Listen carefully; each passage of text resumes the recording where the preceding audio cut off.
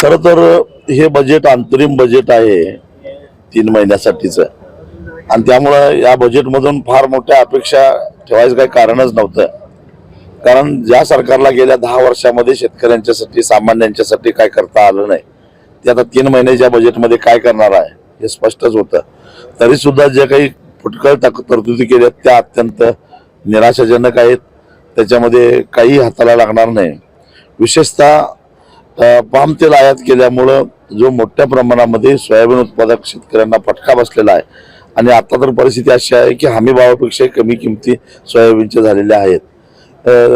तीच अवस्था कापसाची झालेली आहे. ऊसाच्या बाबतीत बोलायचं झालं तर ऊसाच्या साखरेच्या निर्यातीवर बंदी घातल्यामुळं ऊसाचे दर शेतकऱ्यांना मिळत नाहीत आणि सरकार केवळ आणि केवळ PM किसान योजनेअंतर्गत एवढे पैसे दिले अशा प्रकारची आकडेवारी तोंडावर फेकत राहतं.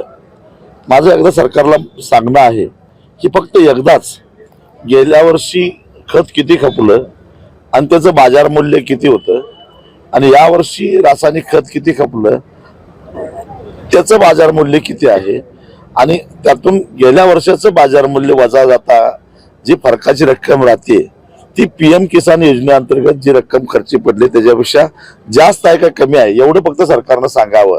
म्हणजे एका बाजूला PM किसान योजनेच्या माध्यमातून दिल्यासारखं करायचं आणि त्याच्या दुप्पट शेतकऱ्याच्या खिशातून काढून घ्यायचं हे धंदे आता बंद केले पाहिजेत आणि आता शेतकरी काय फसेल असं मला काय वाटत नाही. एक तर अंतरिम बजेट असल्यामुळे बऱ्याचशा मर्यादा पडतात.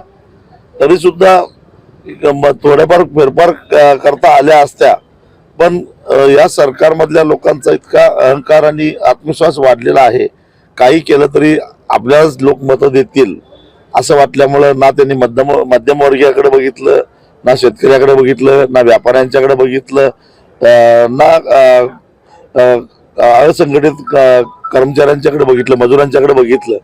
एकूणच अत्यंत निराशाजनक असं बजेट आहे आणि यातून हे सरकार पुन्हा काय सत्तेवर आलं तर फार काय करेल असा संदेश देणारं बजेट मला काय यातून दिसलं नाही. निराशाजनक आणि शेतकऱ्यांच्याही यांच्याकडून फारशा अपेक्षा नव्हत्या आणि त्या दृष्टिकोनात विचार केला तर शेतकऱ्यांच्या अपेक्षेप्रमाणेच हे बजेट झालं की अपेक्षा त्यांच्याकडून नव्हत्या. कारण 9-9.5 वर्षामध्ये काय केलं नाही आणि आता काय करणार आहेत.